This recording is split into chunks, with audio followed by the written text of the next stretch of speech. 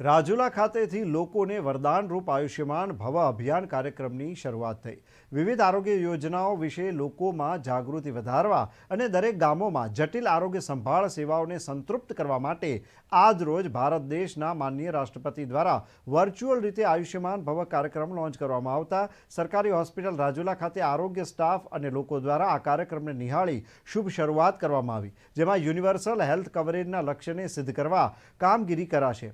आयुष्मान भव कार्यक्रम हेठळ 17 सप्टेम्बरથી आयुष्यमान आपके द्वारा आयुष्यमान कार्डनी कामगीरी दर अठवाडिये आरोग्य केन्द्रों खाते आयुष्यमान मेळाનું आयोजन કરી બિનચેપી અને ટીબીના રોગનું સ્ક્રીનિંગ, માતા અને બાળ આરોગ્ય સેવાઓ, પોષણ અને રસીકરણ સહિતની કામગીરી હાથ ધરાશે।